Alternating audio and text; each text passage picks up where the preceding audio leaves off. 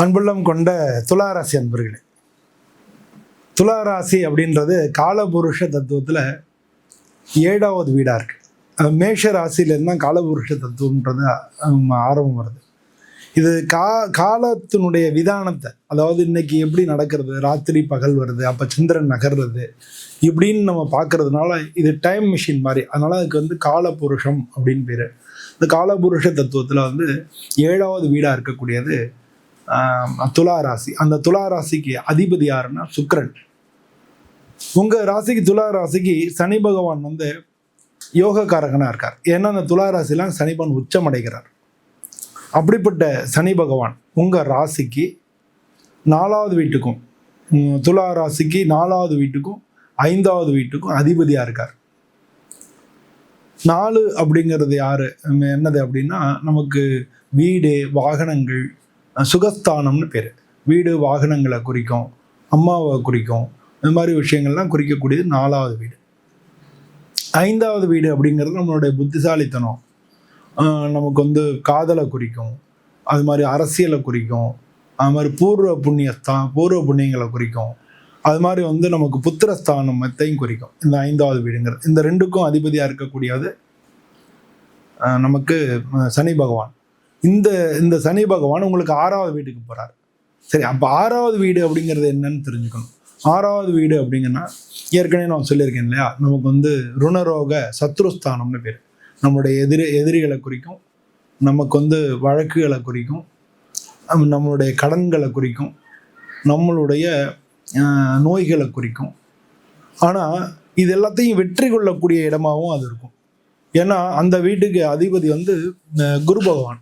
அவர் வந்து உங்கள் ராசிக்கு 9வது வீட்டில் இருக்கார். 9வது வீட்டில் இருந்தாலும் அவர் வந்து உங்களுடைய ராசியை பார்க்குறாரு. இப்போ அதுவும் வந்து இந்த மாதம் மார்ச் மாதம் 11ஆம் தேதிக்கு அப்புறம் அவர் வந்து வக்ர நிவர்த்தி ஆகி உங்களுடைய ராசியை பார்க்குறாரு. ஸோ மார்ச் மாதம் 11ஆம் தேதியிலேருந்து உங்களுக்கு நல்ல காலம் அப்படின்றது தான் ஜென்ரலாக ஜோதிட விதி. இதில் இன்னொரு ஒரு முக்கியமான விஷயம், இந்த மார்ச் மாதமும் ஏப்ரல் மாதமும் உங்களுக்கு கொஞ்சம் டஃப்பாக தான் இருக்கும். 5ஆம் மாதத்துக்கு மேலே தான் நல்லாயிருக்கும். இதுக்கு காரணம் என்னன்னா, உங்கள் ராசி அதிபதி சுக்கிரன் உச்சமாக அந்த இப்போ சனி பகவான் எங்கே இருக்காரோ அதான் உங்களுக்கு உச்ச வீடு. உங்கள் ராசி அதிபதிக்கு அந்த சுக்கிரனும் அங்கே போய் சேர்ந்துடுறாரு, சனி பகவானோட சேர்ந்துடுறாரு. 6வது வீட்டில் இருக்கக்கூடிய சனி பகவானோட சுக்கிரனும் சேர்ந்துடுறதுனால உங்களுக்கு வந்து என்ன பொருளை, இப்போ சுக்கிரன்னா யார், நம்மளுடைய அழகுணர்ச்சி, நம்மளுடைய ட்ரெஸ்ஸு, நகைகள், அது மட்டும் இல்லை நம்மளுடைய பொருளாதாரம், பணங்காசு, பேங்கிங்கு, பணம் கொடுக்கல் வாங்கல், இது மாதிரி பல விஷயங்களை வந்து அது குறிக்கும். ஸோ இதனால வந்து இதெல்லாம் குறிக்கக்கூடிய சுக்கிர பகவான் சனீஸ்வர பகவானோட 6வது வீட்டில் சேரும்பொழுது இது எல்லாத்துலேயுமே பிரச்சனை ஆகும். உங்களுக்கு கொடுக்கல் வாங்கலில் பிரச்சனை ஆகும், பணங்காசில் பிரச்சனை ஆகும், நமக்கு வந்து கூட வேலை பார்க்குறவங்களால பிரச்சனை ஆகும், கூட வேலை பார்க்கணும், மெயின்டைன் பண்ண முடியாது, அவங்களால பிரச்சனை வரும். இதெல்லாம் வந்து நமக்கு உங்களுக்கு 8வது வீட்டுக்கும் அதிபதி ஒரு சில பேருக்கு. இது வந்து என்னென்னா எல்லாருக்கும் ஒரே மாதிரி நடக்கும்னு நம்ம சொல்ல முடியாது. ஒரு சிலர் வந்து குழந்தையாக இருப்பாங்க, ஒரு சிலர் வாலிபமாக இருப்பாங்க, அதுக்கு இன்னொரு சில பேர் கல்யாணம் ஆகி தம்பதியோட புதுசாக கல்யாணம் ஆனவங்களாக இருப்பாங்க, ஒரு சில பேர் வந்து வயசானவங்களாக இருப்பாங்க. ஸோ இதே ராசியில் துலா ராசியில் இது மாதிரி எல்லா லெவல்லையும் ஆள் இருப்பாங்க. அப்போ வந்து யாருக்கு எந்தெந்த மாதிரி பலன் கிடைக்கும் அப்படிங்கிறதான் இதில் நம்ம பார்க்க போகிறோம். இப்போ வந்து என்னென்னா, இப்போ நீங்கள் படிக்கிற குழந்தைங்களுக்கு அப்படின்னா அவங்களுக்கு வந்து கூட படிக்கிறவங்களோட பிரச்சனைகள் இருக்கும். படிக்கிற இடத்துல அவங்களுக்கு நிம்மதி கிடைக்காது, படிக்கிற இடத்துல அவங்களுக்கு ஒரு பிரச்சனை இருக்கும், படிப்பிலேயே பிரச்சனைகள் இருக்கும். 4ஆம் இடமும் 5ஆம் இடமும் படிப்பை குறிக்கிறது, அது வந்து 6வது வீட்டுக்கு போயிடுது. ஸோ அதனால் பசங்களோட தகராறு, இந்த மாதிரியான விஷயங்கள் வரும். நீங்கள் ரொம்ப ஜாக்கிரதையாக இருக்கணும். அது மாதிரி நீங்கள் வெளியில் எங்கேயாச்சும் சுற்றுறீங்க அப்படின்னா பெண்களால் கெட்ட பேர் வந்துடலாம், அதுவும் ஜாக்கிரதையாக இருக்கணும். அதே மாதிரி வந்து வெளியில் ஜாலியாக ஃப்ரெண்டோட சினிமாவுக்கு போகிறீங்க, இல்லை நான் கடத்தரை சுற்ற போகிறீங்க அப்படின்னா அதுவும் உங்களுக்கு பிரச்சனையாயிரும். ஸோ மாணவ செல்வங்கள் வந்து இதில் வந்து ஜாக்கிரதையாக இருக்கணும் இந்த ஒரு மாதம். அது ஆனால் பொதுவாக வந்து உங்களுக்கு 6ல் சனின்றது வெற்றியை தரும். 2.5 வருஷம் இருக்க போகிறாரு. நான் சொல்கிறது இந்த 1.5 மாதத்தில் பிகினிங்கில் இது மாதிரி ஒரு பிரச்சனைகள் இருக்கும், ஆனால் அதுக்கப்புறம் வந்து இந்த பிரச்சனைகள் இருக்காது. அதே மாதிரி வாலிபமாக இருக்கிறவங்க வந்து நீங்கள் இன்னும் ஜாக்கிரதையாக இருக்கணும். உங்களுக்கு பெண்களால் பிரச்சனைகள் வரலாம். நீங்கள் யாருன்னு விரும்பிட்டு இருந்தீங்கன்னா அந்த விருப்பம் வந்து நிறைவேறாமல் போகலாம். இந்த மாதிரியான விஷயங்கள் எல்லாமே வந்து வாலிபங்களுக்கு வரும். கல்யாணம் ஆகியிருந்தால் கணவன் மனைவிக்குள்ளே கருத்து வேறுபாடுகள் ஆகலாம். திருமணம் வந்து கொஞ்சம் தள்ளி போகலாம். இது மாதிரியான விஷயங்கள் வந்து உங்களுக்கு பொதுவாக வந்து பெண்களால் கெட்ட பேர் வராமல் பார்த்துக்க வேண்டியது உங்களுடைய பொறுப்பு. எப்போ இந்த 1.5 மாதம் மட்டும்தான், அதுக்கப்புறம் பிரச்சனை கிடையாது. அதுக்கப்புறம் வந்து குருபவன் பயிற்சி ஆகிறாரு, குருவோடைய பார்வை இருக்கும். ஸோ இந்த 2.5 வருஷத்தில் வந்து உங்களுக்கு மற்ற காரியங்கள் எல்லாமே நடக்க ஆரம்பிச்சிடும். உங்களுக்கு என்னென்னா ஒரு சில பேர் வெளிநாடு வேலைகள் கிடைக்கும், இந்த மாதிரியெல்லாம் உங்களுக்கு கிடைக்கும். வயசானவங்களாக இருந்தால் அந்த 1.5 மாதம் உடல்நிலை கோளாறுகள் வரும். ஸோ இது மாதிரி வந்து அந்த ஒவ்வொரு காலகட்டத்திலையும் வெவ்வேறு விதமான ஒரு பலன்கள் கிடைக்கும். அது மட்டும் இல்லை, நீங்கள் பயப்பட வேண்டிய அவசியம் இல்லை. குரு பகவான் பயிற்சி ஆகிறதுனால குருனுடைய பார்வை 1 வருஷத்துக்கு வந்து சனி பகவான் மேலே இருக்கும். அது கொஞ்சம் அதிச்சாரம் போயிட்டு வரும்னு சொல்லுவாங்க. அதை பற்றி நம்ம கவலைப்பட வேண்டிய அவசியம் இல்லை. இப்போ இப்படி போயிட்டு வர்றாரு, ஆனால் வீடு தான் இப்படி குறுக்க அப்படி போயிட்டு இப்படி வருவார் திரும்ப, ஆனால் வீடு இதே இதான். அதனால வந்து நமக்கு அதை அதிசாரமாக போகிறதுனால பிரச்சனைகள் இல்லை. ஆனால் வந்து அவர் பயிற்சி ஆகி குருவனுடைய பார்வை சனி பகவானுக்கு வந்துடுறதுனால எல்லாமே உங்களுக்கு மாறிடும். கூட வேலை பார்க்குறவங்க ஹெல்ப் பண்ண ஆரம்பிச்சிருவாங்க.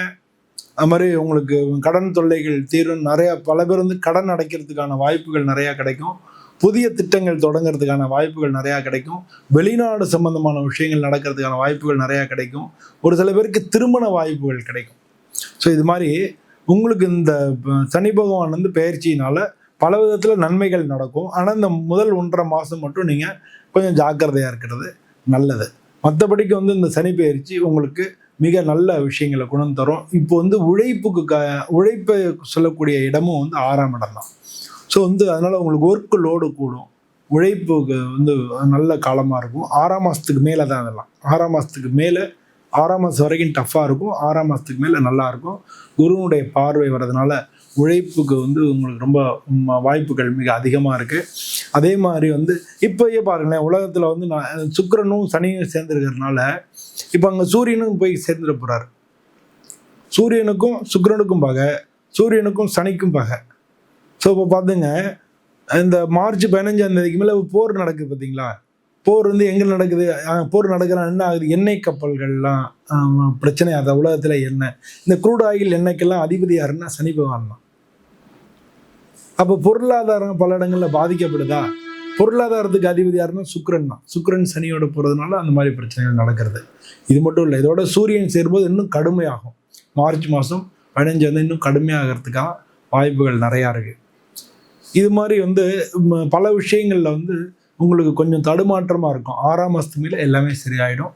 இந்த சனி பெயர்ச்சி உங்களுக்கு 6ஆம் மாதம் வரைக்கும் பல தடுமாற்றங்களையும் பல பின்னடைவுகளையும் கொடுக்கும். எல்லா காரியங்களையும் எடுத்த காரியங்களில் ஒரு தேக்கத்தை கொடுக்கும். ஒரு டிலே ஆகும். ஆனால் எல்லாமே கொஞ்சம் கொஞ்சமாக நடக்க ஆரம்பிச்சிடும் 6ஆம் மாதத்துக்கு மேலே. பொதுவாக சனி பெயர்ச்சி இந்த வருஷத்தில் இந்த சனி பெயர்ச்சி உங்களுக்கு பல விஷயங்களில் வெற்றிகளை கொடுக்கும். சனி பெயர்ச்சியுடைய பின்பகுதி உங்களுக்கு ரொம்ப ரொம்ப நல்லா இருக்கும். அவங்களுடைய முயற்சிகள் எல்லாத்துக்கும் கிடைக்கும். பல பேர் கடன் அடைக்கிறதுக்கான வாய்ப்புகள் நிறையா இருக்குது. பல பேருக்கு வந்து உடல்நிலை கோளாறுகள் வரும், அதை சரி பண்ணுறதுக்கான வாய்ப்புகள் நிறையா இருக்குது. ஒரு சில பேருக்கு அம்மாவுடைய உடல்நிலை பார்த்துக்க வேண்டிய அவசியம் இருக்குது. அம்மாவுக்கு உடல்நிலை கோளாறுகள் வரும், அவங்கள வந்து சரி பண்ண வேண்டிய அவசியம் இருக்குது. ஸோ இந்த மாதிரி பார்த்தோம்னா இந்த சனி பெயர்ச்சி துளாராசி அன்பர்களுக்கு பல விதங்கள், ஆனால் உங்களுக்கு பெரிய பாதிப்புகளை கொடுக்காதுன்ற சந்தோஷமான விஷயம். ஏன்னா உங்கள் ராசிக்கு சனி பகவான் யோகக்காரகனாக வர்றார். அதனால தான் இதில் பல பேருக்கு கடன் வாங்கலான்னு சொல்லுவாங்க, கடன் அடைக்க முடியும். ஒரு சில பேர் கடன் வாங்கினா கூட அந்த கடனுக்கு தகுந்த சொத்தாக இருக்கும். நீங்கள் வந்து இப்போ என்கிட்ட வந்து ஒருத்தன் கேட்டாங்க, நான் வந்து செலவு பண்ணுவேன், இடம் வாங்கணும் அப்படின்ற மாதிரி கேட்டாங்க. அவங்களுக்கு வந்து ஜாதகத்தில் இடம் வாங்குறதுக்கான வாய்ப்புகள் இருந்தது. நான் சொன்னேன், கண்டிப்பாக நான் இப்போ சொல்கிறேன், இருந்தாலும் நீங்கள் வந்து கண்டிப்பாக இடம் வாங்கத்தான் போகிறீங்க அப்படின்னு. இடம் வாங்கினா வந்து காசு செலவாகுது, கோடிக்கணக்காக வருது. இப்போ அது மாதிரி போய் முடங்கிடுச்சுன்னா என்ன பண்ணுறேன்னாங்க. நீங்கள் கவலையப்படாதீங்க, கடன் வாங்கி தான் வாங்கணும், இப்போ கடனில் போய் மாட்டிக்குவோமேனாங்க. நீங்கள் கடனுக்கு வர வட்டி வந்து அப்ரிசியேஷன் வேறு, ஆனால் ஒரு இடம் வாங்கி அதனுடைய அப்ரிசியேஷன் பல மடங்காக இருக்கும். இப்போ ஒரு சில பேர் ஒரு சில இடம் வாங்கி போடுவாங்க. என் நண்பர் ஒருத்தர் இடம் வாங்கி போட்டார். அவர் பார்த்தீங்க அப்படின்னா ஒரு காலகட்டத்தில் வந்து அவர் பெரிய கோடீஸ்வரர் ஆகிட்டார். அவர் வாங்கி போட்ட இடம் வந்து சும்மா தான், கல்யாணம் வாங்கும்போது வாங்கி போட்டார். ஒரு 10 வருஷம் கழிச்சு பார்த்தா திருச்சி பக்கத்தில் தான் என் நண்பர் இடம் வாங்கி போட்டார்.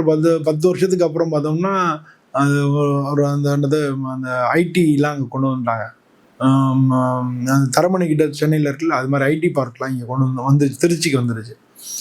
அதெல்லாம் வந்ததுனால அந்த இடத்தினுடைய வேல்யூ பார்த்தீங்கன்னா கண்ணாப்பிலாண்டே போச்சு. அப்புறம் அது வேற ஏரோட்ராம் இருக்கு இல்லையா, அது வேற நான் பெருசாக பண்ணுறாங்க. ஏர்லைன்ஸ் வந்து அவங்களுடைய ஏர்போர்ட்டு ரொம்ப விரிவாக்கம் பண்ணிட்டாங்க. ஸோ நல்ல பிஸியான ரோடு ஆயிடுச்சு. அவங்க அந்த வேல்யூவோட எங்கேயோ போயிடுச்சு வேல்யூ. அந்த இடத்த வித்தார், அவர் பெரிய லெவலில் செட்டில் ஆகிட்டார், லைஃப்லேயே கோடீஸ்வரர் ஆகிட்டார் அப்படின்னு தான் சொல்லணும். ஸோ இது மாதிரி வந்து நம்ம என்ன சொல்லலாம், இடத்தோட அப்ரிசியேஷன் வேறு. ஸோ அந்த மாதிரி இடமெல்லாம் அமையறதுக்கான வாய்ப்பு துளாராசி அன்பர்களுக்கு இருக்குது. நீங்கள் இப்போ போடக்கூடிய இன்வெஸ்ட்மெண்ட்டு பின்னால் உங்களுக்கு மிகப்பெரிய பலனை கொடுக்கும்.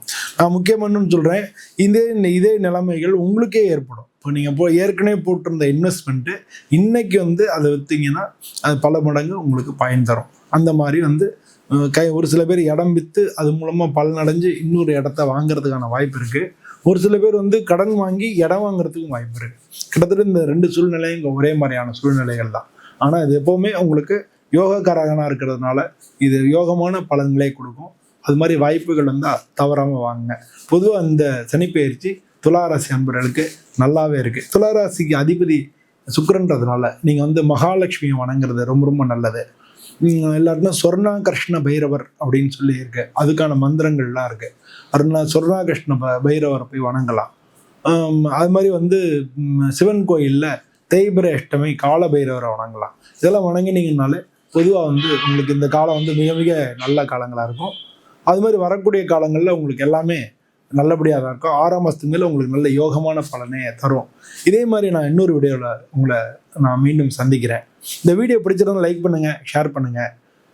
எல்லாருக்கும் உங்களுடைய எண்ணம் என்ன அப்படிங்கிறத கமெண்ட்டில் தெரிவிங்க. இதே மாதிரி இன்னொரு மீண்டும் சந்திக்கிறேன். அனைவருக்கும் நன்றி, வணக்கம்.